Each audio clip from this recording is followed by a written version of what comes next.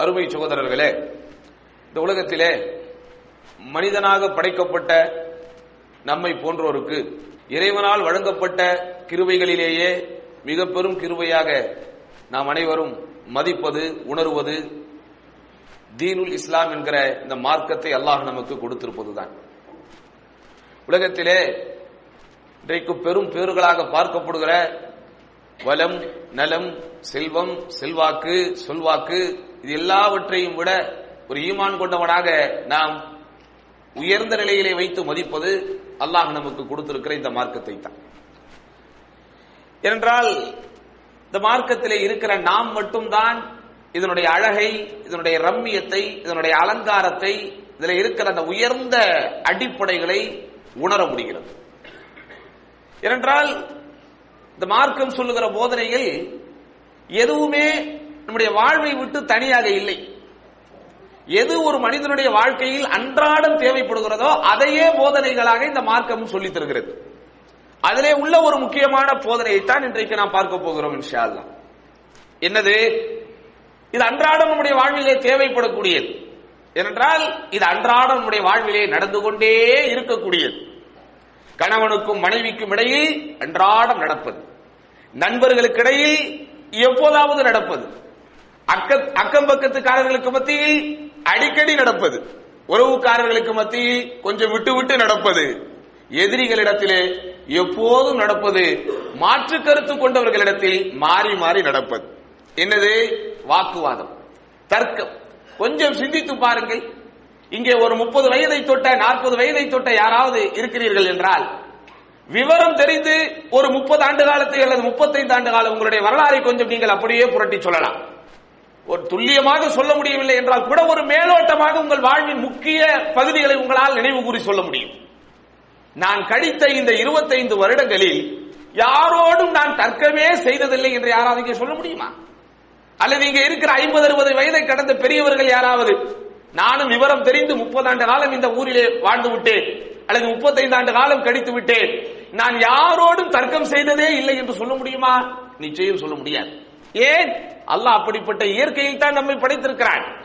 நபிகள் நாயகம் ஸல்லல்லாஹு அலைஹி வஸல்லம் ஏன் இந்த மக்கள் ஈமான் கொள்ளாமல் இருக்கிறார்கள் என்கிற பெரும் கவலையிலே இருக்கிற போது, நாம் சொல்லுகிற உண்மையை ஏற்க மறுக்கிறார்களே என்கிற பெரும் வேதனையிலே இருக்கிற போது, ஆறுதல் சொல்லுகிற விதத்தில், ஆதரவு சொல்லுகிற விதத்தில் அல்லாஹ் ஒரு வசனத்தை இறக்கி வைத்தான். வசனம் என்ன சொல்லுகிறது? சூரா ஹூத். வீட்டிற்கு போனவுடன் நீங்கள் குர்ஆனுடைய தர்ஜுமாவை எடுத்து படித்து பார்க்க வேண்டும். 110வது வசனத்தில் இருந்து படித்து பாருங்கள்.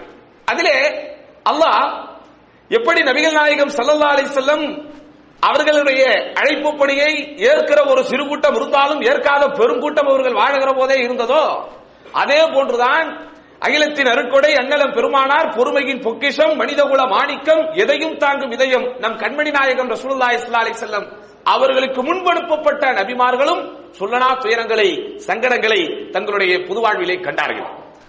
அதிலே உச்சகட்டமாக சிலர் போகும்போது அந்த சமுதாயத்தை எல்லாம் அழிக்கவும் செய்திருக்கிறார். ஆது கூட்டம், சமூது கூட்டம், இவர்களெல்லாம் அழிக்கப்பட்டவர்கள். நூஹ் நபியினுடைய கூட்டம், லூத் நபியினுடைய கூட்டம் எல்லாம் அழிக்கப்பட்டவர்கள். இப்படி அழிக்கப்பட்ட அந்த கூட்டங்களில் ஒரு சில சம்பவத்தை அல்லாஹ் சொல்லி காட்டிவிட்டு நபிகள் நாயகம் ஸல்லல்லாஹு அலைஹி வஸல்லுக்கு ஒரு செய்தியை சொல்லுகிறார். என்ன செய்தி?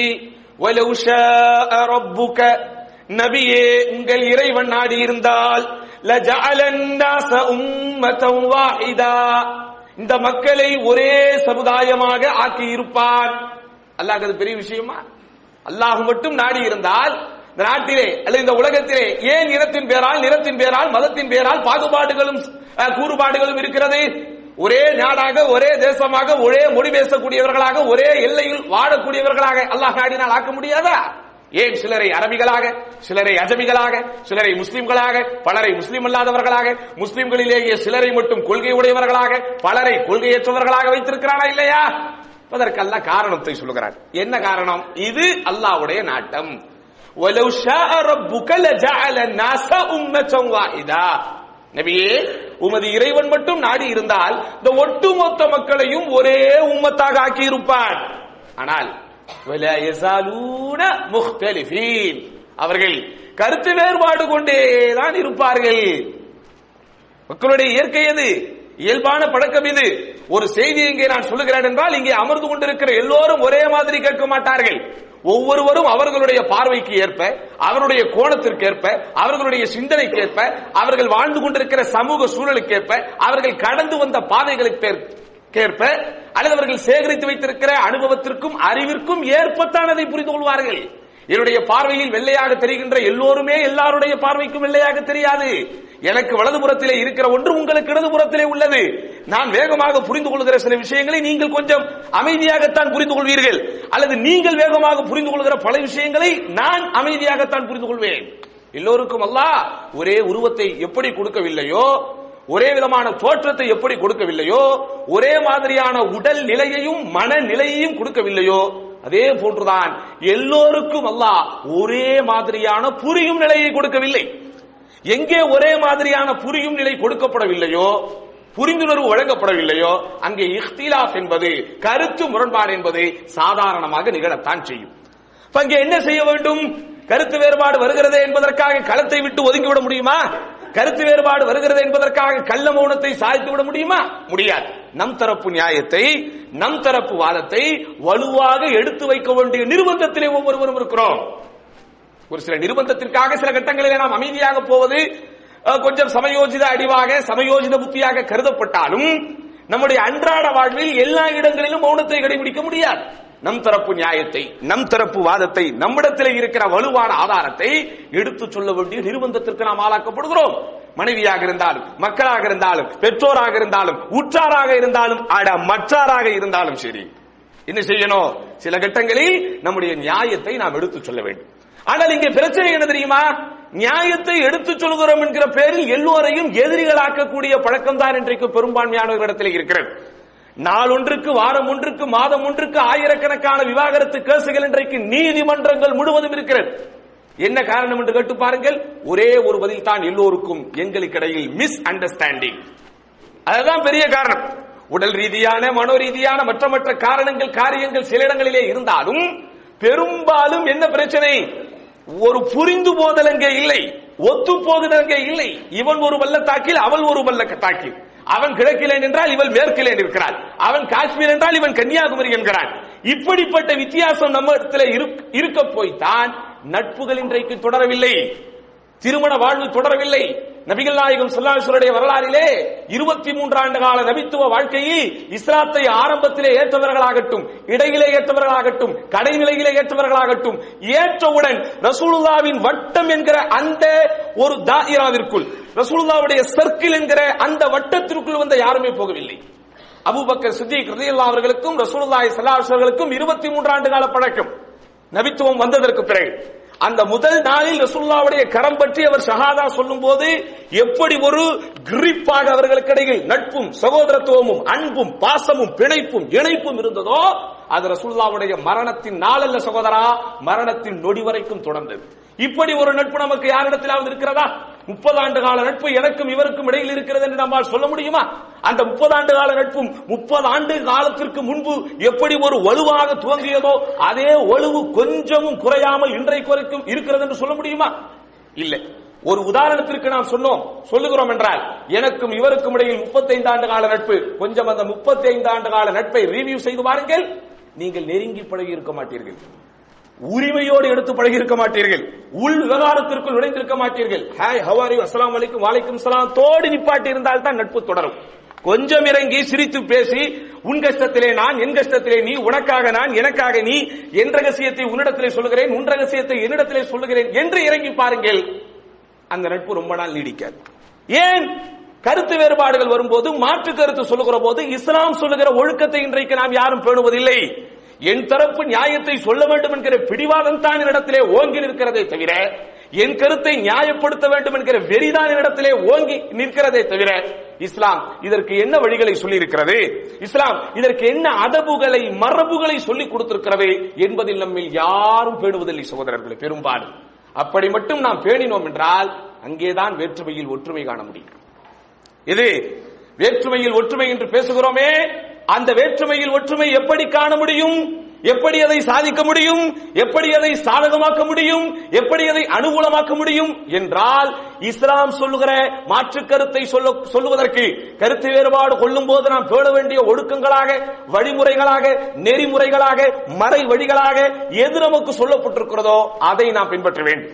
அன்பு சகோதரர்களே, இஸ்லாமிய மார்க்கத்தை பொறுத்தவரைக்கும் என்னதான் அல்லாஹ் இயற்கையாகவே மனிதர்களை இப்படி மாற்று கருத்து கொள்ளக்கூடிய இயல்பாக இயற்கையாக படைத்திருக்கிறான் என்றாலும் மாற்று கருத்து கொள்ளாதீர்கள் என்றுதான் ஆணை போட்டிருக்கிறான். கூடுமான வரையில் முடிந்த வரைக்கும் கருத்து வேறுபாடுகளை தவிருங்கள் என்றுதான் சொல்லி இருக்கிறான். கருத்து வேறுபாடு கொள்வதை அல்லாஹ் சுப்ஹானஹு வ தஆலா ஆர்வமூட்டப்பட்ட ஒரு செய்தியாக சொல்லவில்லை, மாறாக கண்டித்திருக்கிறான், கண்டனம் கொடுத்திருக்கிறான். இப்படி கருத்து வேறுபாடு கொள்பவர்களை விமர்சித்திருக்கிறான். திருமறை குர்ஆனில் கருத்து வேறுபாடு கொள்ளக்கூடாது என்றும் கருத்து வேறுபாடு கொண்டு பிரியக்கூடாது என்றும் பல வசனங்கள் நமக்கு போதிக்கிறது. நிறைய வசனங்கள் இருந்தாலும் நேரத்தின் சூழ்நிலையை கருதி ஒரு சில வசனங்களை மட்டும் பார்ப்போம். குறிப்பாக ஒவ்வொரு வாரமும் நாம் ஓதுகிற சூரத்துல் கஹஃப், அதை நீங்கள் படித்து பார்த்தால் அந்த சூரத்துல் கஹ்ஃபின் பிரதானமான ஒரு அம்சமே என்னவென்றால் குகைவாசிகளின் சரித்திர குறிப்பை அல்லாஹ் அதிலே குறிப்பிடுகிறார். குகைவாசிகளின் சரித்திர குறிப்பங்கே குறிப்பிடப்படுவதனால் தான் அந்த அத்தியாயத்திற்கு பேரே அல் கஹஃப், குகை என்று பேர். அதுல என்ன விஷயம் நமக்கு ஒரு பாடமாக படிப்படியாக இருக்கிறது தெரியுமா? அந்த குகையில் தங்கி இருந்தவர்கள் எத்தனை பேர், அந்த தங்கி இருந்தவர்களுடைய எண்ணிக்கை என்ன, இது குறித்து சர்ச்சை கிளம்புகிறது. இது குறித்து மாற்று அபிப்பிராயம் ஒவ்வொருவருக்கு மத்தியில் வருகிறது. சில பேர் அவர்களுடைய எண்ணிக்கை இன்னவாக இருந்தது, இன்னும் சிலர் இல்லை அவர்களுடைய எண்ணிக்கை 7ஆக இருந்தது, 6ஆக இருந்தது. இப்படியே கருத்து வேறுபாடு போய்கொண்டே இருக்கிறது. இந்த கருத்து வேறுபாட்டுக்கு முற்றுப்புள்ளி வைக்க வேண்டும். அல்லாஹ் எப்படி முற்றுப்புள்ளி வைக்கிறான் தெரியுமா? நீங்கள் சர்ச்சை செய்வதை போல, நீங்கள் மாற்று கருத்து கொள்வதை போல அவர்களுடைய எண்ணிக்கை இப்படி எல்லாம் இல்ல, 5 இல்லை, 6 இல்லை, 7 இல்லை, 8 இல்லை, 9 அல்லது 10 என்று அல்லாஹ் சொல்லவில்லை. எப்படி சொல்லுகிறான்? ஃபலா துமாரி ஃபீஹிம் இல்லா மிராஅன் வாஹிரா. எது உங்களுக்கு வெளிப்படையாக தெரிகிறதோ அதை தவிர்த்து நீங்கள் வேறு எந்த விஷயத்திலும் சர்ச்சை செய்யாதீர்கள். இதுதான் அல்லாஹ் அங்கே நமக்கு கொடுக்கக்கூடிய பாடம். எதிலே உங்களுக்கு பாடம் இல்லையோ, படிப்பினை இல்லையோ, எதிலே உங்களுக்கு ஆழ்ந்த அனுகூலம் இல்லையோ அதிலே நீங்கள் சர்ச்சை செய்யாதீர்கள். குகைவாசிகள் எத்தனை பேர் என்பது முக்கியமானதா, குகைவாசிகள் செய்த தியாகம் முக்கியமானதா, குகைவாசிகளின் எண்ணிக்கை தெரிந்து நீங்கள் என்ன செய்ய போகிறீர்கள்? அங்கே நாம் தெரிந்து கொள்ள வேண்டிய விஷயம் என்ன? அந்த காலத்திலேயே கொடுங்கோல் மன்னனை எதிர்த்து மார்க்கத்திற்காக புறப்பட்ட சில வாலிபர்கள் இருந்திருக்கிறார்களே, எவ்வளவு பெரிய தியாகத்தை அர்ப்பணிப்பு அவர்கள் செய்தார்கள். உறவை விட்டு பெற்றோரை விட்டு உற்றாரை விட்டு மன்னனையே எதிர்த்து குகைக்குள் மார்க்கத்திற்காக தஞ்ச புகுந்தார்களே, அதுதான் அங்க பாடம். அவர்கள் அளவிற்கு ஓஹோ என்று தியாகம் செய்ய நம்மால் முடியாவிட்டாலும் ஓரளவுக்காவது தியாகம் செய்வதற்கு நம்மை நாம் பழக்கிக் கொள்ள வேண்டும். இதுதான் அங்க பாடம். ஆனா நம்ம என்ன செய்யறதில்ல, எங்கேயுமே மெயினான விஷயத்திற்கு, ஆக அடிப்படையாக தலையாய அடிப்படையில் இருக்கிற விஷயத்திற்குள் கவனம் செலுத்தாமல் அங்கும் இங்கும் இருக்கிற உட்விவகாரங்களில் முக்கியத்துவம் செலுத்துவதே மனிதர்கள் இயல்பாக போய்விட்டது. அப்ப அல்லாஹ் அதுக்கு முற்றுப்புள்ளி வைக்கும் போது எது உங்களுக்கு வெளிப்படையாக தெரிகிறதோ அதை தவிர்த்து நீங்கள் சர்ச்சை செய்யாதீர்கள். இன்னொரு வசனத்தில் இன்னல்லதீன யுமாரூன ஃபி ஸாஅதி லஃபீ ضلالٍ பஈத், நிச்சயமாக இவர்கள் மறுமையின் விஷயத்திலே கருத்து வேறுபாடு கொள்கிறார்களோ அவர்கள் பகிரங்கமான வழிகேட்டிலே இருக்கிறார்கள். இப்படி ஒரு வசனம். இன்னொரு வசனம் பாருங்கள், ஹா அன்தும் ஹவுலாயி ஜாதல்தும் அன்ஹும் ஃபில் ஹயாத்தி துன்யா, நீங்கள் தானா இவர்கள் விவகாரத்தில் உலக வாழ்க்கையிலே சர்ச்சை செய்து கொண்டிருந்தீர்கள். ஃபமன் யுஜாதிலுல்லாஹ அன்ஹும் யௌமல் கியாமா, மறுமை நாளில் அவர்களுக்காக யார் அல்லாஹ்விடத்திலே வாதாட முடியும்? இப்படியும் ஒரு வசனம் வருகிறது. இப்படி சற்றேறக்குறைய 5க்கும் மேற்பட்ட திருமுறை வசனங்கள் நேரடியாக சர்ச்சை செய்வதில் உங்களுடைய நேரத்தை கடத்தாதீர்கள், கடிக்காதீர்கள் என்று சொல்லுகிற அதே வேளையில் நியாயமான காரணங்களுக்காக நீங்கள் தர்க்கம் செய்வதற்கு முற்பட்டால், குறிப்பாக தாவா செய்கிறோம், அழைப்பு பணிகளை ஈடுபடுகிறோம், அழைப்பு பணியில் ஈடுபடுதல் என்கிற நேரடியாக பேசக்கூடிய ஒரு வசனம் நம் அனைவருக்கும் தெரிந்த ஒன்றுதான். குறிப்பாக அழைப்பியல் களத்தில் தங்களுடைய நேரத்தை ஈடுபடுத்துபவர்களுக்கு உதுஉ இலா சபீலி ரப்பிக பில் ஹிக்மதி வல் மௌஇதத்தில் ஹஸனா வஜாதில்ஹும் பில்லதி ஹிய அஹ்ஸன். நபியே, உமது இறைவனின் சன்மார்க்கத்தின் பக்கம் அறிவை கொண்டும் அழகிய உபதேசத்தை கொண்டும் அழைப்பீராக, மேலும் நல்ல முறையிலேயே அன்றி அவர்களோடு தர்க்கம் செய்யாதீர்கள், அல்லது நல்ல முறையில் மட்டுமே அவர்களோடு தர்க்கம் செய்யுங்கள். இந்த வசனம் என்ன சொல்கிறது? தர்க்கம் செய்யக்கூடிய, ஏனென்றால் மாற்று கருத்து கொண்டவர்களிடத்தில் உங்களுடைய சத்திய கொள்கையை, நியாயத்தை நீங்கள் நிறுவ வேண்டும் என்றால் நிலைநாட்ட வேண்டும் என்றால் நிச்சயம் அங்கே நீங்கள் வாதாடுவதற்கு நிர்பந்திக்கப்படுவீர்கள். இல்லை, மார்க்கம் என்னை வாதாடக்கூடாது என்றுதான் இப்படி 7 வசனங்கள் சொல்லுகிறது, அதனால நான் ஒதுங்கிக் கொள்கிறேன் என்று போக முடியாது. அங்கே நீங்கள் வாதாடத்தான் வேண்டும், அங்கே உங்களுடைய கருத்தை நீங்கள் நியாயப்படுத்தத்தான் வேண்டும். ஆனால் வஜாதில்ஹும் பில்லதி ஹிய அஹ்சன், எது அஹ்சன் சூப்பர்லேட்டிவ் டிகிரி, ஆக உயர்ந்த அடிப்படையோ ஆக உயர்ந்த முறையோ அதை நீங்கள் அவதானியுங்கள். யாரிடத்திலே? அல்லாஹ்வே இல்லை என்று சொல்பவனிடத்திலே, அல்லாஹ் அல்லாதவர்களை கடவுள் என்று வணங்குபவர்களிடத்திலே, அல்லாஹ்விற்கு இணை கற்பிப்பவனிடத்திலே, அல்லாஹ்வை மறுக்கக்கூடியவனிடத்திலே, அஹ்லுல் கிதாபிடத்திலே. அட அவங்க கிட்டயே பில்லதி ஹிய அஹ்சன், எது ஆக அழகிய வழிமுறையோ அதை கையாண்டு தர்க்கம் செய்யுங்கள் எனும் போது இவனும் அல்லாஹ் என்றுதான் சொல்லுகிறான், அவனும் அல்லாஹ் என்றுதான் சொல்லுகிறான். ஏதோ சில காரணங்களுக்காக நம்மிடையிலே முரண்பாடு வருகிறது என்பதற்காக அடிமட்ட லெவலுக்கு இறங்கலாமா? ஆக மோசமான வகையிலே வசைபாடலாமா? பாடக்கூடாது. என்ன செய்ய வேண்டும்? இஸ்லாம் நமக்கு சொல்லித் தரக்கூடிய அந்த அதபுகளை மரபுகளை பேண வேண்டும். நம்பர் 1, இது மட்டுமல்ல, எந்த விஷயங்களாக இருந்தாலும் ஒரு அடிப்படையை புரிந்து கொள்ள வேண்டும். இஸ்லாமிய மார்க்கம் நமக்கு தெளிவாக சொல்லி இருக்கிறது, அல்லாஹ்விற்காகவே நேசிக்க வேண்டும், அல்லாஹ்விற்காகவே கோபப்பட வேண்டும். ஒரு இடத்தில் மாற்று கருத்தை நீங்கள் பதிவு செய்கிறீர்கள் என்றால் அந்த கருத்தோடு உங்களுக்கு உடன்பாடு இல்லை. எங்கே உடன்பாடு இல்லையோ அங்கே அந்த கருத்திலே உங்களுக்கு நேசம் இல்லை. எந்த இடத்திலே நேசம் இல்லையோ அங்கே ஆட்டோமேட்டிக்காக கோபம் என்பது வந்துவிடும். அந்த கோபத்தை நீங்கள் யாருக்காக கொள்ள வேண்டும்? அல்லாஹ்விற்காக கொள்ள வேண்டும். இந்த இடத்திலே, இந்த சந்தர்ப்பத்திலே நீ சொல்லுகிற கருத்துக்கு மாற்று கருத்தை நான் சொல்லுகிறேன் என்றால் உன்னை மட்டப்படுத்துவதற்காக அல்ல, உன்னை சிறுமைப்படுத்துவதற்காக அல்ல, என்னுடைய அறிவின் அதிமேதாவித்தனத்தை காட்ட வேண்டும் என்பதற்காக அல்ல, நியாயத்தை நிலைநாட்ட, இதற்கும் நான் அல்லாஹ்விடத்தில் நன்மையை எதிர்பார்க்க என்கிற அந்த இஹ்லாஸ் நம்மிடத்திலே இருக்க வேண்டும். இரண்டாவது என்ன சகோதரர்களே, எதை நாம் எடுத்துச் சொல்வதாக இருந்தாலும், எதை குறித்து நாம் வாதம் செய்வதாக இருந்தாலும் அந்த விஷயத்தை குறித்த அறிவு நம்மிடத்திலே இருக்க வேண்டும். இன்றைக்கு நிறைய பேர் அறிவில்லாமல் வாதம் செய்வதற்கு ஆரம்பித்ததற்கு பிறகுதான் ஈரு பேனாகி பேணு பெருச்சாலியாகி விடுகிறது. நாளைக்கு வரக்கூடிய சண்டை இன்றைக்கே வந்து விடுகிறது. ஏன்? அறிவில்லாமல் பேசுவது. எது குறித்து நியாயம் இல்லையோ ஞானம் இல்லையோ அது குறித்து நாம் பேசக்கூடாது. பூகோள வரைபடம் என்றாலே என்னவென்று தெரியாதவரிடத்திலே போய் எல்லை பிரச்சனைகளை பற்றி பேச முடியுமா? நிறத்தை குறித்த அடிப்படையே இல்லாதவரிடத்திலே போய் அந்த நிறத்தின் தாக்கம் என்ன என்று கேட்க முடியுமா? காற்றழுத்த தாழ்வு மண்டலத்தை பற்றி பேச முடியுமா? அறிவியலின் அடிப்படையே தெரியாதவரிடத்திலே போய் புவியீர்ப்பு விசையை பற்றி பேச முடியுமா? ஆங்கில அறிவே இல்லாதவரிடத்திலே போய் அமெரிக்கன் இங்கிலீஷிலே பேச முடியுமா? பேசக்கூடாது. அந்த மாதிரி எது விஷயத்திலே நாம் தர்க்கம் செய்கிறோமோ, எது குறித்து நாம் மாற்று அபிப்பிராயம் கொள்ளுகிறோமோ அல்லது மாற்று அபிப்பிராயம் கொண்டு நம் தரப்பு நியாயத்தை நிறுவுவதற்கு முயல்கிறோமோ சகோதரா, அதிலே உனக்கு அறிவு இருந்தால் மட்டுமே தொடரு, இல்லை என்றால் அமைதி காண வேண்டும். இதுதான் மார்க்கம் நமக்கு சொல்லித் தரக்கூடிய அதபு. அல்லாஹ் சுப்ஹானஹு வ தஆலா திருமறையிலே சொல்லி காட்டுகிறான். எப்படி? அதாவது ஃபலிமத்து ஹாஜூன ஃபீமா லைஸ லக்கும் பிஹி இல்ம், எது குறித்து அறிவு உங்களிடத்திலே இல்லையோ ஏன் இந்த விஷயத்திலே நீங்கள் தர்க்கம் செய்கிறீர்கள்? இந்த வசனத்தை மையமாக வைத்துக் கொள்ளுங்கள். இது வெறுமனே பொது வாழ்விலே மட்டுமல்ல, உங்கள் குடும்ப வாழ்விலும் தான், எல்லா இடத்திலும் தான். ஏதேனும் மாற்று அபிப்பிராயம் நம்மோடு இருப்பவர்களை கூட சொல்லுகிறார்களா? அது குறித்து அறிவிருந்தால் மட்டுமே உங்கள் கருத்தை சொல்லுங்கள், இல்லை என்றால் அமைதியாக போய்விட வேண்டும். இரண்டாவது என்ன? எது குறித்து நீங்கள் மாற்று அபிப்பிராயம் அங்கே சொல்லுகிறீர்களோ அல்லது மாற்று அபிப்பிராயத்திற்கு உங்கள் தரப்பு நியாயத்தை நிறுவுவதற்கு போராடுகிறீர்களோ முயல்கிறீர்களோ, எக்காரணத்தை கொண்டும் தலைப்பை மாற்றிவிடக் கூடாது. எது குறித்து அங்கே பேசப்படுகிறதோ அது குறித்து மட்டும்தான் பேச வேண்டும். இன்றைக்கு நிறைய பேர் என்ன செய்கிறார்கள் தெரியுமா? மாற்று அபிப்பிராயம் கொண்டவர்களிடத்திலே அல்லது மாற்று கொள்கை கொண்டவர்களிடத்திலே, மாற்று கருத்து இருப்பவர்களிடத்திலே தங்கள் தரப்பு நியாயத்தை நிறுவுவதற்கு நிலைநாட்டுவதற்கு முயற்சி செய்யும் போது அவர்களிடத்திலே சரக்கு இல்லை என்றால், அவர்களிடத்திலே பாயிண்ட்ஸ் இல்லை என்றால் என்ன செய்வது? தலைப்பை மாற்றி விடுவது. இது பெரும்பாலும் குடும்பத்திலே கணவன் மனைவிக்கு மத்தியிலே நடக்கும்.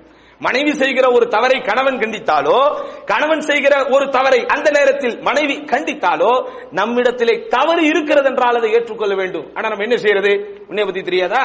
உங்க அப்பாவை பத்தி தெரியாதா? உங்க அம்மாவை பத்தி தெரியாதா? 30 வருஷத்துக்கு முன்னாடி நீங்க எப்படி இருந்தீங்கன்னு தெரியாதா? அப்படின்னு ஹிஸ்டரி ஜியோகிராபிக் எல்லாம் போயிடுறது. என்ன விஷயம் பேசப்படுகிறதோ, எந்த விஷயத்தில் உன் தவறு கண்டிக்கப்படுகிறதோ அந்த விஷயம் பற்றி பேசப்பட்டால் தவறு என்றால் ஒத்துக்கொள், தவறு இல்லை என்றால் தவறு இல்லை என்பதை நிரூபிக்க வேண்டும். ஆனா என்ன செய்யக்கூடாது? நம்ம ட்ராக்க மாத்தி ஓட்டக்கூடாது. இதற்கு ஒரு அற்புதமான ஆதாரத்தை மூசா நபியின் வரலாறிலே பார்க்கலாம். மூசா அலைஹிஸ்ஸலாத்து வஸ்ஸலாம் ஒரு கட்டத்தில் ஃபிரௌனுடைய தர்பாரில், ஃபிரௌனுடைய அரசவையில் அந்த அரசவையே குலுங்குகிற விதத்தில் மூசா அலைஹிஸ்ஸலாத்து வஸலாம் அவர்கள் வாதம் செய்கிறார்கள். ஃபிரௌன் அதனால் வரைக்கும் அந்த சமூக மக்களுக்கு சொல்லிக் கொடுத்த ஆன்மீக சங்கநாதமே அன ரப்புக்குமுல் அலா, நான் தான் உங்களின் பேர் இறைவன் என்று சொல்லிக் கொண்டிருந்தவன். அவனிடத்திலே போய் அட உனக்கும் உன்னுடைய மூதாதையர்களுக்கும் இந்த உலக மக்கள் எல்லோருக்குமே அல்லாஹ் என்பவன் ரப்புல் ஆலமீன் என்கிற அந்த பாயிண்டை நிறுவுகிறார்கள். ரப்புல் ஆலமீன் என்கிற வார்த்தையே அந்த சமுதாயம் முதலாக செவிமடுக்கிறது அந்த சபையிலே தான். ஃபிரௌன் அந்த நேரத்தில் மூசா நபியின் வாதத்தை முடக்குவதற்கு, மூசா நபியின் அடுக்கடுக்கான ஆதாரங்களை அடித்து துவம்சம் செய்வதற்கு வாதத்திற்கு தயாராகிறான். ரப்புல் ஆலமீன் என்கிற வார்த்தையை மூசா நபி பயன்படுத்தியதற்கு பிறகு, பாவித்ததற்கு பிறகு ஃபிரௌன் திருப்பி கேட்கிறான், ஓமா ரப்புல் ஆலமீன், என்ன ரப்புல் ஆலமீன் என்று சொல்லுகிறாய்? ரப்புல் ஆலமீன் என்றால் என்ன? வார்த்தையை கவனியுங்கள் சகோதரர்களே. ரப்புல் ஆலமீன் என்பது ஆக உயர்தினையை குறிக்கும் சொல். அதை குறித்து கேள்வி கேட்க வேண்டும் என்றால் ரப்புல் ஆலமீன் என்றால் யார் என்று தான் கேட்க வேண்டும். ரப்புல் ஆலமீன் என்பவன் எவன் என்று தான் கேட்க வேண்டும். ஆனால் இந்த மனித ஷைத்தான் எப்படி கேட்டது தெரியுமா? அல்லாஹ் என்கிற ஆக பெரும் உயர்ந்தவனை ஒரு அகிரணையாக்க வேண்டும் என்கிற சிந்தனையில் நஊது பில்லாஹ் வமா ரப்புல் ஆலமீன், ரப்புல் ஆலமீன் அப்படினா என்ன என்று கேட்கிறான். ஒரு ஊரைத்தான் எந்த ஊர் என்று கேட்க முடியும், ஒரு ஹயவான் என்றால் என்ன? அனிமல்ஸ், ஒரு மிருகங்களை, உயிரினங்களை தான் அது என்ன உயிரினம் என்று கேட்க முடியும். ஒரு மனிதனை பார்த்து அது என்ன என்று கேட்க முடியாது. அது எப்படி கேட்கணும்? அது யார் என்று தான் கேட்க வேண்டும். அதான் மண் மா என்ற அரபியிலே பயன்படுத்துவார்கள் உயர்தினைக்கும் அகிரிணைக்கும். உயர்தினைக்குரிய வார்த்தையை பயன்படுத்த வேண்டிய அவன் அங்கே அல்லாஹுவை நஊது பில்லாஹ் அல்லது மூசா நபியின் வாதத்தை மட்டப்படுத்த வேண்டும் என்பதற்காக அகிரிணைக்கு பயன்படுத்தக்கூடிய வார்த்தையை பயன்படுத்துகிறான். இருந்தாலும் மூசா நபி விடவில்லை. ரப்புல் ஆலமீன் என்றால் தானே யார் என்று கேட்கிறாய்? இதோ அடுக்கடுக்கான ஆதாரம். கால ரப்புஸ் ஸமாவாதி வல் அர்தி வமா பைனஹுமா இன் குன்தும் மூகினீன். அட உங்களுக்கு புரிந்து கொள்ள முடிந்தால் தெரிந்து கொள்ளுங்கள், ரப்புல் ஆலமீன் என்பவன் யார் தெரியுமா? வானங்களுக்கும் பூமிக்கும் அவன்தான் இறைவன். அந்த இரண்டுக்கும் இடைப்பட்டதாக இருக்கிறதே அது எல்லாவற்றுக்கும் அவன்தான் இறைவன். ரப்புல் ஆலமீனுக்கு பதில் வந்தாச்சு. இவனுக்கிட்ட அடுத்து கேட்கறதுக்கு முடியல. என்ன செய்யறான் தெரியுமா? டக்குன்னு ட்ராக்க மாத்திரான். யாரிடத்திலே இவன் பேசிக் கொண்டிருக்கிறான், யாரிடத்திலே தர்க்கம் செய்து கொண்டிருக்கிறான், யாரிடத்திலே மாற்று கருத்தை எடுத்து சொல்லிக் கொண்டிருக்கிறான்? மூசா நபி இடத்தில். கேள்விக்கு பதில் மூசா நபியிடம் வருகிறது. ஆனால் அந்த பதிலுக்குரிய பதில் இவனிடத்தில் இல்லாத போது டக்கென்று தலைப்பை மாற்றிவிட்டு சுற்றி இருக்கிற அவையோர்களை பார்த்து, சபையோர்களை பார்த்து, அலா தஸ்தமிஊன் அலா தஸ்தமிஊன், யார சுத்தி கால லிமன் ஹவ்லஹு அலா தஸ்தமிஊன், சுற்றி இருப்பவர்களை பார்த்து கேட்கிறான், இவர் சொல்றதை நீங்க கேட்க மாட்டீங்களா? அவர் பேசிக்கிட்டு இருக்கிறது உங்கிட்ட, நீ யார்கிட்ட பேசணும்? அவரிடத்துல பேச வேண்டும். ஆனால் பதில் இல்லை எனும் போது இயற்கையாகவே வாதத்தில் தோல்வி அடைபவன் என்ன செய்வான் தெரியுமா? அவனுடைய முகாத்தப் என்கிற அந்த அவனுடைய செகண்ட் பர்சனாக யார் இருக்கிறாரோ அவரிடத்திலே பேசாமல் திரும்பி விடுவான். இதுதான் இன்றைக்கு நம்ம இடத்துல நடக்குது. நம்ம என்ன செய்யறது? டக்குன்னு கணவனுக்கு மனைவிக்கு இடையில் ஏதோ ஒரு சர்ச்சை வருகிறதா, ஒரு கருத்து வேறுபாடு வருகிறதா, கணவன் ஏதாவது சொல்லுவார், பேசினா மனைவி இதுக்கு பதில் சொல்லணும். பதில் இல்லைன்னா நம்ம என்ன செய்யறது? டக்குன்னு பிள்ளைகளை பாக்குறது, பாத்தியாடா அவங்க அப்பா என்னெல்லாம் சொல்றாரு, எதுக்குமா நீ பிள்ளைகிட்ட போற? பேசுறது உங்கிட்ட, பதில் உன்னிடத்தில் இருந்தால் சொல்ல வேண்டும், இல்லை என்றால் ஒப்புக்கொள்ள வேண்டும். ஆனால் இன்றைக்கு நம்முடைய இல்லங்களில் என்ன நடக்கிறது? பதில் இல்லை என்றால் அமைதியாகி விட மாட்டோம், எதிர்தரப்புக்காரன் சொல்லுகிற நியாயத்தை ஏற்றுக்கொள்ள மாட்டோம், மாறாக வேறு எங்காவது திருப்பி விடுவோம். அப்படித்தான் ஃபிரௌன் திரும்பினான். மூசா நபி விட்டு விடுவாரா?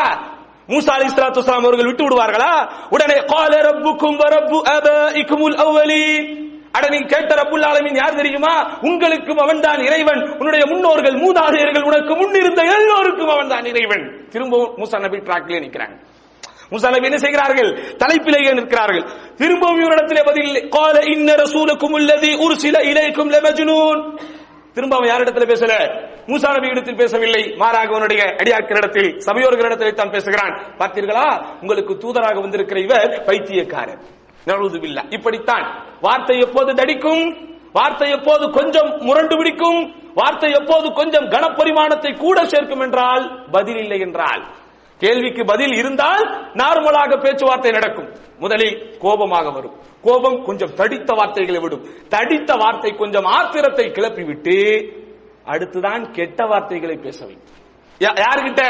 அப்ப நீங்கள் புரிந்து கொள்ளுங்கள், தர்க்கம் நடக்கும் போது, வாதம் நடக்கும் போது ஒருவர் கோபப்பட்டு ஆத்திரத்திலே கத்துகிறார், கோபப்பட்டு ஆத்திரத்திலே கொஞ்சம் கரடுமுரடான வார்த்தைகளை பாவிக்கிறார், அல்லது கெட்ட அசிங்கமான அருவருப்பான வார்த்தை நடைகளை உபயோகிக்கிறார் என்றால் புரிந்து கொள்ளுங்கள், அவரிடத்தில் என்ன இல்லை?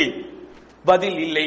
இது பிறரிடத்தில் மட்டுமல்ல, நமக்கும் தான். நம்மிடத்தில் யாராவது பேசும்போது கொஞ்சம் சிந்தித்து பாருங்கள். யாரையாவது நாம் கெட்ட வார்த்தை போட்டு ஏசினோமா, பேசினோமா, புரிந்து கொள்ளுங்கள், அந்த சபையில் அந்த நேரத்தில் உங்களிடத்திலே பதில் இல்லை. அதனால்தான் உங்களுடைய இந்த பேச்சுவார்த்தை கோபமாக அரங்கேறி அந்த கோபம் ஆத்திரமாக பரிணாம வளர்ச்சி கொண்டு கெட்ட கெட்ட வார்த்தைகளாக பேசி அந்த சபையே நாம் நாரடித்தோம். அடுத்து என்ன நடக்கிறது? மூசா அலைஹிஸ்ஸலாத்து வஸலாம் தலைப்பிலே நின்றார்கள். قال رب المشرق والمغرب وما بينهما ان كنتم تعقلون. உங்களுக்கு உங்க முன்னாடி உள்ளவங்களுக்கு மட்டும் அவன் இறைவன் அல்ல. ரப்புல் மஷ்ரிகி வ ரப்புல் மக்ரிபி, ரப்புல் மஷ்ரிகி வல் மக்ரிபி, கிழக்கிற்கும் அவன் தான் இறைவன், மேற்கிற்கும் அவன் தான் இறைவன் அப்படின்ன உடனே இவனுக்கு இன்னும் ஆச்சரியம் வருகிறது. இப்போ மூசா நபி பக்கம் திரும்புறான். திரும்பி என்ன சொன்னான் தெரியுமா? நீ சொல்லுங்க அவன் ரப்புல் ஆலமீன் அல்ல, அது தவறு என்றவன் வாதத்தை நிறுவவில்லை. மாறாக قال لئن اتخذت إلها غيري لأجعلنك من المسجونين. மூசாவே, இப்படியே நீங்கள் பேசிக் கொண்டிருந்தால், என் அல்லாத ஒருவனை கடவுளாக நீங்கள் எடுத்துக்கொண்டால் உன்னை சிறையில் அடைத்து சித்திரவதை செய்வேன். கோபம் எப்படி ஆறுச்சு? ஆத்திரமாக மாறுகிறது. இப்படி வரலாறு போய் கொண்டிருந்தாலும் இங்கே நமக்கு கிடைக்க வேண்டிய பாடம் என்ன, படிப்பினை என்னவென்றால், தர்க்கம் செய்ய ஆரம்பித்தால், மாற்று கருத்து கொள்ள ஆரம்பித்தால் தலைப்பு மாறி போகக்கூடாது. மாறாக தலைப்பிலேயே நின்று பேச வேண்டும். அடுத்து என்ன? மாற்று கருத்து கொள்பவனுடைய வாயை அடைக்க வேண்டும் என்கிற எண்ணம் நமக்கு வரக்கூடாது. என்னதான் மாற்று கருத்தவன் சொல்வதாக இருந்தாலும் அவனை முழுமையாக பேச விட்டு கேட்க வேண்டும். இன்றைக்கு பேசுகிற பழக்கம் தான் நம்மிடத்தில் இருக்கிறதே தவிர கேட்கிற பழக்கமே நம்மிடத்தில் இல்லை. நாமே ஒருவனுக்கு போன் செய்து ஒரு விஷயத்தை சொல்ல வேண்டும் என்றாலும் டக்குன்னு அட்டன் பண்ணி அவன் சொல்றது சொல்லிட்டு வைக்கிறானே தவிர நம்மள சொல்ல விடுறது. இன்றைக்கு நிறைய இடங்களில் நடக்கிற பிரச்சனை அதுதான். நம்ம பிரச்சனை, நம்ம ஒரு விவகாரத்திற்கு பேசி இந்த விஷயத்தை சொல்லி பதில் வாங்கலாம் என்று தொலைபேசியில் தொடர்பு கொண்டு பேச ஆரம்பிச்ச உடனே நானே உனக்கு போன் பண்ணணும்னு இருந்தேன், பண்ண வேண்டியதானே, நானே உனக்கு பண்ணணும் இருந்தேன்னு சொல்லி அவன் சொல்ல வேண்டிய விஷயங்கள் எல்லாம் சொல்லிட்டு நம்ம என்ன சொல்ல வந்தோமோ அதை மறக்கடிச்சிருவாங்க. இது சகோதரர்களே ஒரு சபை ஒழுக்கம் அல்ல, இது பேச்சின் ஒழுங்கு அல்ல. நம்மிடத்திலே ஒருவர் பேச வந்தால் முழுமையாக பேசப்பட வேண்டும். முழுமையாக பேசுவதை கேட்கக்கூடிய பக்குவம் நம்மிடத்திலே இல்லாததால் சகோதரர்களே பல கட்டத்தில் நமக்கு கிடைக்க வேண்டிய பல விஷயங்களை இழந்திருக்கிறோம்.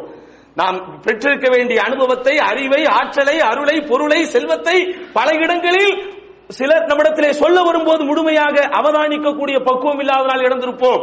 நம்மளை பொறுத்த வரைக்கும் டக்குன்னு என்ன நமக்கு வேணுமோ அதுக்கு மட்டும் பதில் வரும். அவருடைய அனுபவத்திற்கு அல்லது அவரிடத்தில் இருக்கிற அறிவுக்கு ஏதேனும் கொஞ்சம் ஒரு சில விஷயத்தை தலைப்பிற்கு அப்பாற்பட்டு சொல்ல வந்தாலும் எப்படியாவது அவர் ரிலேட் பண்ணுவாரு, நம்ம ரிலேட் பண்ணவே விடுறதில்ல, டக்குன்னு கட் பண்ணிடுறோம். இதற்கு ஒரு அற்புதமான ஒரு வரலாற்று சம்பவத்தை பார்க்க வேண்டும் என்றால், ரசூலுல்லாஹி ஸல்லல்லாஹு அலைஹி வஸல்லம் தாவா களத்திலே நடந்த அழைப்பியல் அணுகுமுறையிலே நடந்த ஒரு அற்புதமான அணுகுமூலத்தை பார்க்கலாம். நபிகள் நாயகம் ஸல்லல்லாஹு அலைஹி வஸல்லம் அந்த அழைப்பு பணி விண்ணதிர போய் கொண்டிருக்கிறது. அரேபிய தீபகற்பமே அதிருகிறது. மக்கா மாநகரமே குலுங்குகிறது. ரசூலுல்லாஹி ஸல்லல்லாஹு அலைஹி வஸல்லம் அழைப்பு பணி ஏற்படுத்திய அதிர்வலைகள் அங்கே அடித்து பார்த்தார்கள், காயப்படுத்தி பார்த்தார்கள், ஒரு சிலரை கொன்று கூட பார்த்தார்கள். இஸ்லாமிய பிரச்சாரத்தை அவர்களால் தடுத்து நிப்பாட்ட முடியவில்லை. ஒரு கட்டத்திலே அந்த குறைஷி குஃபார்களில் இம்மத்துல் குஃபர் என்று அறியப்பட்ட அந்த இறை மறுப்பிற்கு தலைவர்கள் என்று அறியப்பட்டவர்களில் ஒருவனாக இருந்த உத்பா. யார் இந்த உத்பா? அபூ லஹப், அபூ ஜஹல் போன்ற சீனியர்களுடைய செட்டு. இந்த உத்பா என்ன செய்கிறார் என்றால், அவருடைய சபையிலே நான் போய் முகமது இடத்திலே பேச்சுவார்த்தை நடத்துகிறேன். ஒரே சிட்டிங் நான் போய் என்ன செய்யறேன், முகமது இடத்திலே பேச்சுவார்த்தை நடத்திவிட்டு அவரை நான் காம்ப்ரமைஸ் செய்து விட்டு வருகிறேன் கிளம்பி வர்றார். யார் இந்த உத்பா? நான் உங்களுக்கு சொன்னதை போல் ஐம்மத்துல் குஃப்ரிலே உள்ளவன், அபூ ஜஹல், அபூ லஹபுகளுடைய செட்டுகளிலே உள்ள முதற்கட்ட தலைவர்களில் உள்ளவன். நேரா போறார். போன உடனே ரசூலுல்லாஹி ஸல்லல்லாஹு அலைஹி வஸல்லம் மக்கள் எல்லாம், குறிப்பாக அகிலத்தின் அருட்கொடை ஈமான் கொண்டவர்கள் எல்லாம் யா ரசூலல்லாஹ் என்று அழகிய முறையில் தான் கூப்பிடுவார்கள். அவ்வளவு சீக்கிரம் முஹம்மதே என்று பேர் சொல்லி கூப்பிட மாட்டார்கள். இவர் நேராக போய் யா முஹம்மது அப்படின்னு ஆரம்பிக்கிறார். நபிகள் நாயகம் ஸல்லல்லாஹு அலைஹி வஸல்லம் அமைதியாக இருக்கிறார்கள். நீ சிறந்தவரா அல்லது உன்னுடைய தந்தை அப்துல்லா சிறந்தவரா? ரசூலுல்லாஹ்க்கு புரிஞ்சிடுச்சு, இதைத்தான் இவர் பேச வரார். சக்கத, ஹதீஸிலே வருகிற வார்த்தை என்ன? சக்கத. நபி ஸல்லல்லாஹு அலைஹி வஸல்லம் மௌனமாக இருக்கிறார்கள். பேசு. நீ சிறந்தவரா உன்னுடைய பாட்டனார் அப்துல் முத்தலிப் சிறந்தவரா? சக்கத. ரசூலுல்லாஹ் என்ன செய்றாங்க? அதற்கும் அமைதியாக கேட்டுக் கொண்டிருக்கிறார்கள். ஒரு சில இடங்களில் மௌனம் சம்மதமாகத்தானே எடுத்துக் கொள்ளப்படும். இந்த இரண்டு கேள்விக்கும் ரசூலுல்லாஹி ஸல்லல்லாஹு அலைஹி வஸல்லம் உடனே பதில் கொடுத்து அவரை அப்படி கட் பண்ணி விடாததனால இவர் டாபிக்கை தொடர்கிறார், தலைப்பை தொடர்கிறார். அப்படியானால் அப்துல் முத்தலிப் உன்னை விட சிறந்தவர் என்றால் அப்துல் முத்தலிப் வணங்கிய அப்துல் முத்தலிப் வணங்க சொன்ன கடவுளர்களையா நீ குறை பேசிக் கொண்டிருக்கிறாய்? அமைதியாக இருக்கிறார்கள் ரசூலுல்லாஹி ஸல்லல்லாஹு அலைஹி வஸல்லம். முன்னால் எவ்வளவு பிரச்சனை சமுதாயத்திலே ஒன்றாக இருந்த சமுதாயம் இன்றைக்கு பிரிந்து விட்டது. அரபுகளை இன்றாலே மக்கள் கண்ணியத்தோடு பார்த்த காலம் போய் இன்றைக்கு அதமிகள் நம்மை கேவலமாக பார்க்கக்கூடிய ஒரு சூழ்நிலை வந்து விட்டது. நம்முடைய ஒற்றுமைக்கு நீ ஒரு பாதிப்பை ஏற்படுத்தி விட்டாய், நம்முடைய மார்க்கத்தை நீ குறை ஏற்படுத்தி விட்டாய் என்று பேசிக்கொண்டே இருக்கிறார். ரசூல் என்ன செய்றாங்க? அமைதியாக இருக்கிறார். எல்லாத்தையும் பேசி முடிச்ச உடனே இதுல இன்னும் தொடர்கிறது. முகமதே, நீ சொல்லுகிற இந்த வாதத்திலிருந்து நீ நிறுத்திக் கொள்ள வேண்டும் என்றால் உனக்கு அழகிய பெண் வேண்டுமா? 10 பெண்களை திருமணம் செய்து தருகிறோம். குறைஷி பெண்களிலேயே ஆக அழகுள்ள 10 பெண்களை உனக்கு அன்பளிப்பாக தருகிறோம். அல்லது தலைமை பதவி வேண்டுமா? உன்னை தலைவராக்கி விட்டுனா டம்மி தலைவர் அல்ல இன்றைக்கு இருப்பதை போல் தலைவர்.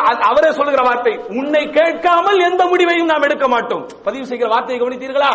தலைவர் என்பது வெறுமனே பேருக்கு கொடுக்கக்கூடிய ஒரு அணிகலன் அல்ல.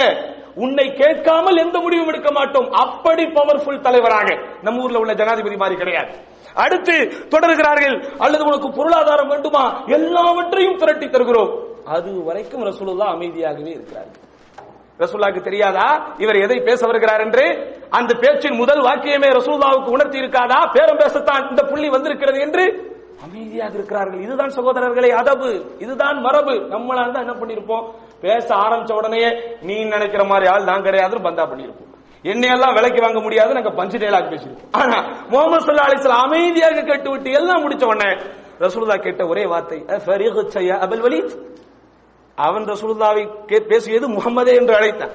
பதில் பேசும்போது ரசூலுல்லாஹ் உத்பாவே என்று சொல்லல. எப்படி சொன்னாங்க? ஃபரீகுச்ச யா அபுல் வலீத், அபுல் வலீதே பேசி முடித்து விட்டாயா? முழுமையாக அவன் பேசுவதை கேட்டுவிட்டு நபி ஸல்லல்லாஹு அலைஹி வஸல்லம் அவராவது உத்பாவாவது ரசூலுல்லாஹ்வின் நிஜ பெயரை அந்த இயற்பெயரை முஹம்மதே என்று அழைத்தான். ஆனால் ரசூலுல்லாஹி ஸல்லல்லாஹு அலைஹி வஸல்லம் உத்பா என்கிற இயற்பெயரை அழைக்காமல் அபுல் வலீத் என்கிற புனை பெயரை, அது கொஞ்சம் மரியாதையாக இருக்கும் அந்த வார்த்தையை சொல்லி ஃபரீகத்த முடித்து விட்டாயா?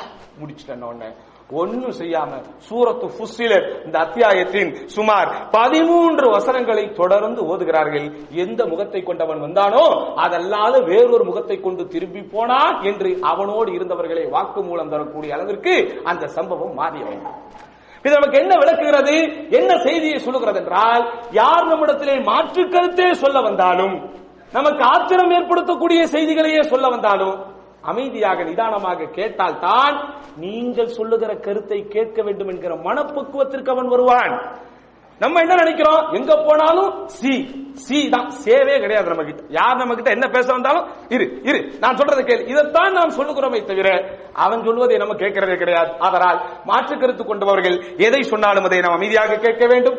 அடுத்து எதிராளி மாற்று கருத்து சொல்லக்கூடியவன் வாதம் வேண்டும் என்றால் அவரிடத்திலே தவறாக இருக்கலாம். இந்த வாதத்திலே அவன் பயன்படுத்துகிற இதன் வார்த்தை உண்மை என்றால் அதை நாம் ஏற்றுக்கொள்ள வேண்டும். அவனை மறுக்க வேண்டும், அவனை இல்லாமலாக்க வேண்டும், அவனை பூஜ்ஜியமாக்க வேண்டும் என்கிற அந்த கொள்கைக்கு வரக்கூடாது. என்ன செய்ய வேண்டும்?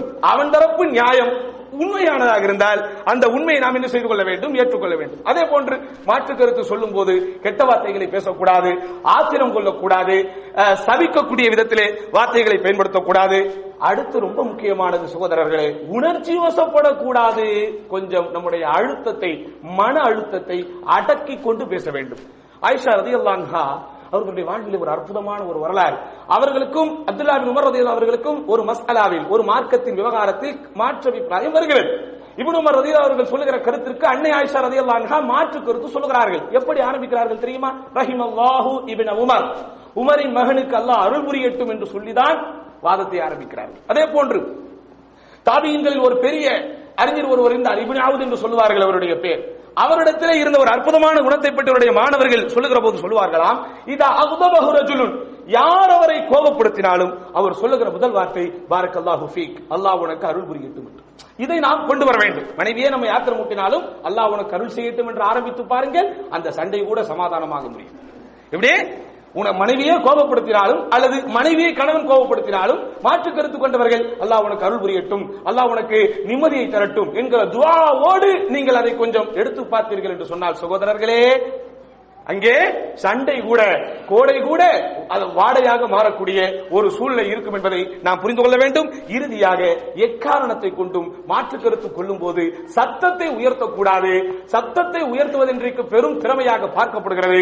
ஆனால் அல்லாஹ்வுடைய இந்த கட்டளைப்படி குறிப்பாக லுக்மான் அலைஹிஸ்ஸலாம் தன் புதல்வருக்கு செய்த உபதேசத்திலே முக்கியமான ஒன்று, வக்துத் மின் சௌத்திக, உன்னுடைய குரலை தாழ்த்தி பேசு. ஆனால் இன்றைக்கு சத்தமாக சொன்னால் எல்லாமே இன்றைக்கு சரித்திரமாக மாறிவிடும் என்று ஒரு இயற்றப்படாத ஒரு சட்டம் இன்றைக்கு மனோதத்துவமாக எல்லோருக்கும் சொல்லித் தரப்படுகிறது.